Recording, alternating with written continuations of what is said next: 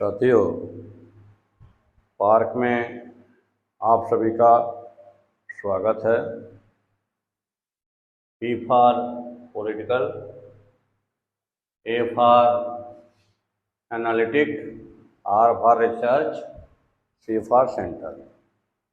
साथियों, पिछले सेशन में, पिछले वीडियो में हम लोगों ने भारत की वास्तविक समस्या क्या है, मूल समस्या क्या है और उस मूल समस्या किन कारण से पैदा हो रही है, उसको हम लोगों ने फोकस किया। पुनः एक बार उस पर हम चर्चा कर रहे हैं। भारत के वास्तविक मूल समस्या के मुख्य 5 कारण है। 90% लोग से ऊपर के लोगों का अजागृत होना, असंगठित होना, उनके पास सही जानकारी, ट्रू इन्फॉर्मेशन व इंटेलिजेंसी, समझदारी का अभाव। दूसरा, भारत में ब्राह्मणिकल सिस्टम, जो ऊंच नीच वर्ण व्यवस्था पर आधारित सिस्टम है, का राष्ट्रव्यापी होना।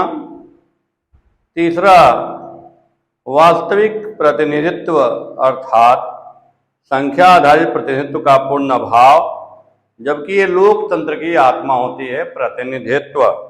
इस पे हम लोग बात करेंगे प्रतिनिधित्व के विषय पे एक दिन पूरी तरीके से हम लोग चर्चा करेंगे। उस पे आप तक सही जानकारी देने का काम करेंगे। चौथा जो मुख्य फैक्टर है, मूल समस्या का जो मुख्य कारण है, वो न्याय और सुरक्षा का इस देश में खात्मा कर दिया गया। न्याय के कारण समानता और शक्ति का समाज में निर्माण होता है और भारत में न्याय इस समय बहुत ही संक्रमित हो चुका है, कठिन दौर से गुजर रहा है। आम आदमी न्याय नहीं पा सकता। पांचवा जो है वो वैज्ञानिक दृष्टिकोण अर्थात इन्वेंशन, आविष्कार, रिसर्च, अनुसंधान को नष्ट कर देना, अर्थात तर्कसंगत व प्रमाणिक सिस्टम को नष्ट कर देना।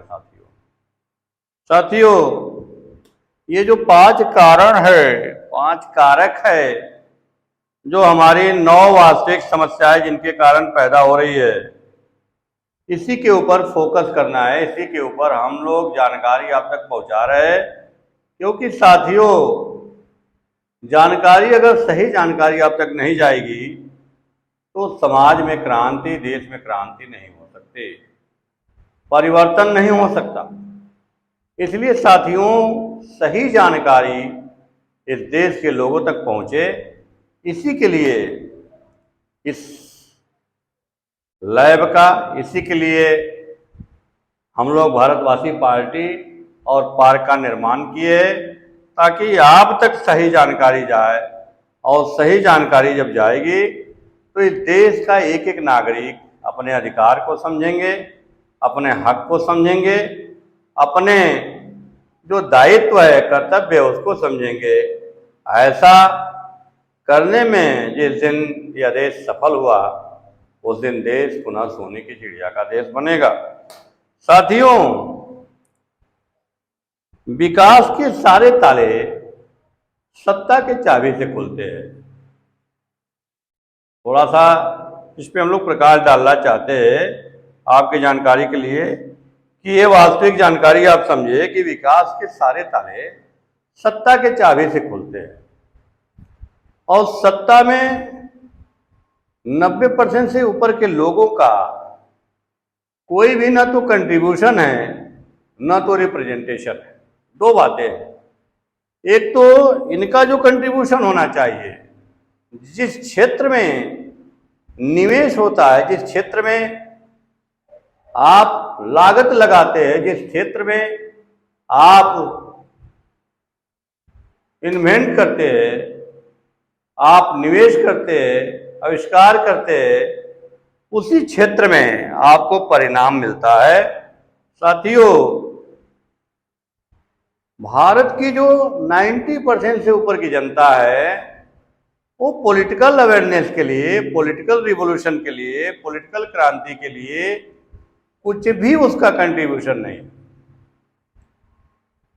मान्यवर कांशीराम साहब कहते थे, अगर 5 साल में केवल 25 दिन आप एक्टिव हो जाए तो आपके शोषण को बंद किया जा सकता है।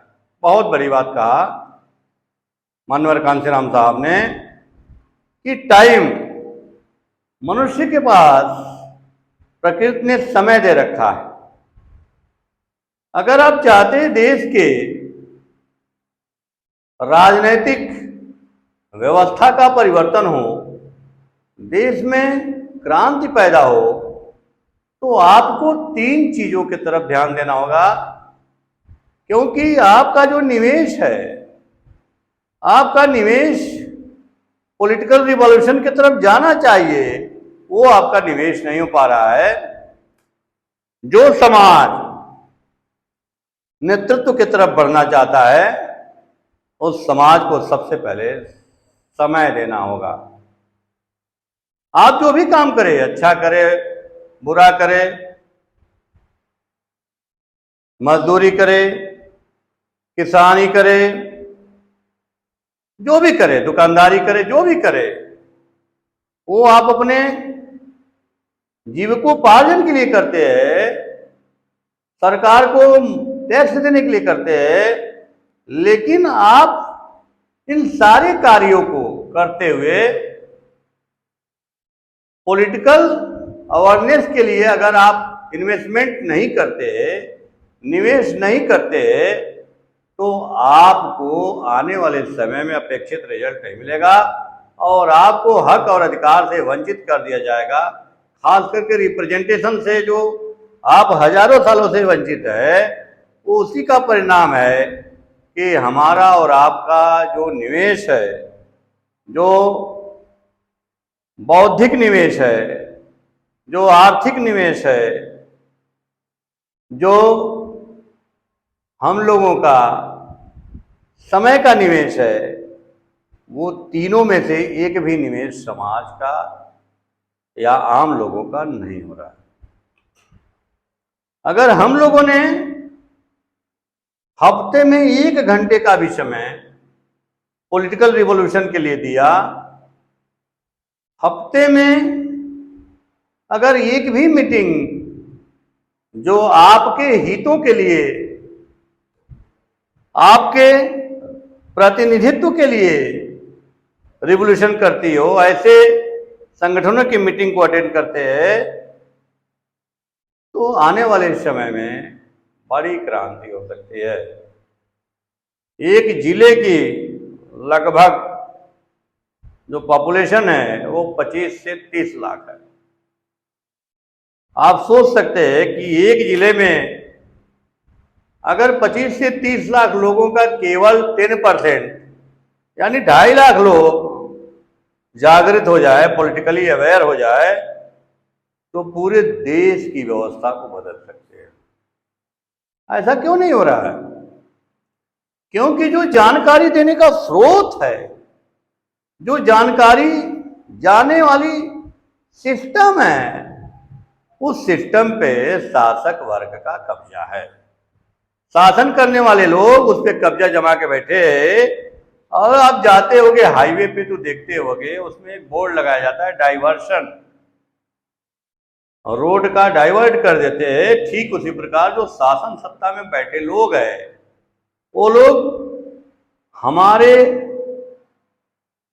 सोच का डाइवर्सन कर रहे हैं गलत जानकारी देकर, ताकि हम लोग जो सही जगह पहुंचना है, जो सही लड़ाई लड़नी है, जो सही क्रांति, जो सही अधिकार, वो हम तक न पहुंच सके और हमें डाइवर्ट करके काल्पनिक विचारधारा की तरफ, धार्मिक उन्माद की तरफ, धार्मिक और सांप्रदायिक उन्माद की तरफ ढकेल दिया जाता है।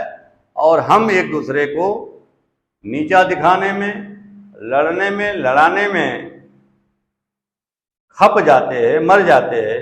लेकिन जो हमारे लिए जो बेसिक नीड है, जो हमारे लिए वास्तविक जरूरतें हैं, जो हमारे लिए एजुकेशन जरूरी है, जो हमारे लिए न्याय जरूरी है, जो हमारे लिए रोजगार जरूरी है, जो हमारे लिए सुरक्षा जरूरी है, हमारे लिए शिक्षा जरूरी है, इन चीज़ों के तरफ हमारा ध्यान न जाए, इस चीज़ों से भटकाने के लिए शासक वर्ग ने कुचक्र रच करके हमारे साथ खेल खेला है। इसलिए साथियों समझना होगा कि हमें चाहिए क्या।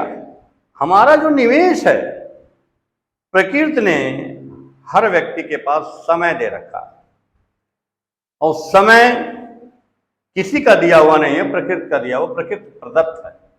कोई भी जीव हो, कोई भी आदमी हो, उसके पास समय है, प्रकृति ने दे रखा है, लिमिटेड टाइम दे रखा है। आप उस समय का उपयोग करके समाज, राष्ट्र व परिवार में क्रांतिकारी परिवर्तन कर सकते हैं। अगर आपके पास समय नहीं तो आप अपने हक की लड़ाई लड़ने वाले, आप अपने प्रतिनिधित्व की लड़ाई लड़ने वाले, आप अपने संख्या आधारित प्रतिनिधित्व की हक की लड़ाई लड़ने वाले जितने भी आवाज उठाने वाले संगठन है या जो संगठन नहीं है, उनको आवाज उठाने के लिए आप मनी का निवेश करके, आप पैसे का सहयोग करके उनको मजबूर कर सकते हैं कि आप हमारी लड़ाई लड़ो। ये जो संख्या आधारित प्रतिनिधित्व है, ये लोकतंत्र की नींव है, आधार है। इसके बिना लोकतंत्र की कल्पना नहीं कर सकते। इस प्रतिनिधित्व पे एक दिन का पूरा विषय, एक दिन का पूरा सेशन चलेगा कि प्रतिनिधित्व है क्या। प्रतिनिधित्व को समझना पड़ेगा, प्रतिनिधित्व का मीनिंग क्या है। इस पे हम लोग पूरा एक दिन आपको सेशन चला करके पूरी नॉलेज करेंगे। बहुत सारे लोगों को नहीं पता है कि रिप्रेजेंटेशन है क्या, और उस रिप्रेजेंटेशन का एक छोटा सा हिस्सा आरक्षण है, और उस आरक्षण को जो लोग लाभ लिए, उस आरक्षण से लाभ लेने के बाद उनके जीवन में परिवर्तन तो आया, लेकिन समाज की समस्या से मुंह मोड़ लिया। जिस समस्या से ग्रसित थे, जिस समस्या के कारण उनके अंदर परिवर्तन नहीं हो रहा था, उस समस्या को इन लोगों ने, जब इनके अंदर चेंजिंग आई, आरक्षण के कारण चेंजिंग आई, तो ओबीसी एसटी एससी के जो लोग थे उसको छोड़ दिया। स्वयं बाबा साहब अम्बेडकर को कहना पड़ा कि हमें तो पढ़े लिखे लोगों ने धोखा दिया। जिस बाबा साहब अम्बेडकर की बदौलत भारत की जो सारी महिलाएं, चाहे सवर्ण क्लास की हो, चाहे ओबीसी क्लास की हो, चाहे एसटी एससी क्लास की हो, चाहे वो जो भी महिलाएं हो, वो बाबा साहब अम्बेडकर के कारण, हिंदू मैरिज एक्ट के कारण, हिंदू कोड बिल के कारण बहुत सारे अधिकार पाई। और जिन महिलाओं ने बाबा साहब अम्बेडकर और कॉन्स्टिट्यूशन के कारण अधिकार पाई, उन्हीं महिलाओं ने जिन कारण से उनके जीवन में परिवर्तन आया, उन कारणों को समाप्त करने के लिए दिन रात काम कर रही है। कितनी बड़ी विडंबना है, आप सोच सकते हैं कितनी बड़ी विडंबना है कि जो लोग जिस कारण से जीवंत हुए, जिस कारण से उनको अधिकार मिला, जिन कारण से उनका अस्तित्व तैयार हुआ, ऐसे लोग उन कारणों को समाप्त कर रहे हैं। इसका मतलब कि देश में जो जानकारी देने वाली व्यवस्था है वो बहुत ही भयावह और खतरनाक दौर से गुजर रही है। इसलिए साथियों, हम लोगों ने निर्णय लिया कि हमें हर हाल में इस देश के अंतिम व्यक्ति तक, इस देश की एससी एसटी, ओबीसी, माइनॉरिटी और महिलाओं तक जो वास्तविक विचारधारा है, जो वास्तविक अधिकार है, जो वास्तविक समस्या है, इस पे फोकस करेंगे और उन तक ये विचार पहुंचाएंगे, ताकि हम समाज और राष्ट्र का ऋण उतार सकें। बहुत बड़ा क्रांति है, बहुत बड़ी बात है, ये बहुत बड़ा सेशन है साथियों। आने वाले समय में अभी जो एसटी एससी ओबीसी और माइनॉरिटी के और जो महिलाएं हैं, जिनको मंचों पे जाने नहीं दिया जाता, जिनकी बातें नहीं सुनी जाती, जिनके विचारों को रखने वाला कोई प्लेटफॉर्म नहीं है, ये बहुत जल्द हम लोग पॉलिटिकल समाधान नाम का एक प्लेटफॉर्म तैयार कर रहे हैं, जिस प्लेटफॉर्म पे हर हफ्ते महिलाओं के ओपिनियन, उनके अधिकार पे, उनके समस्याओं पे जो महिला नेत्री है, जो ओबीसी एसटी एससी की महिला नेत्री है, जो ओबीसी के लोग हैं, जो एसटी एससी के लोग हैं, जो माइनॉरिटी के लोग हैं, उनका ओपिनियन लिया जाएगा और ओपिनियन लेकर के चैनलों के माध्यम से उस ओपिनियन को आम जनता तक पहुंचाने का दुरूह कार्य किया जाएगा।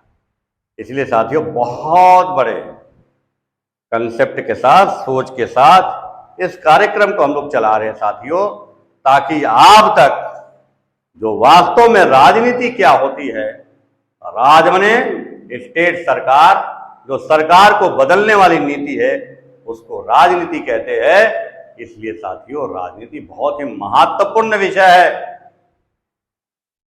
अभी हमने इस बात को रखा कि विकास के सारे ताले सत्ता के चाबी से खुलते हैं। विकास का कोई भी ताला अन्य किसी भी रिसोर्स से नहीं खुलता, सत्ता के चाबी से खुलता है। इसलिए साथियों, सत्ता के तरफ आपको ले चलने का, सत्ता के तरफ आपके अंदर इंटरेस्ट पैदा हो, इसके तरफ ले जाने के लिए भारतवासी पार्टी पार्क का निर्माण की है।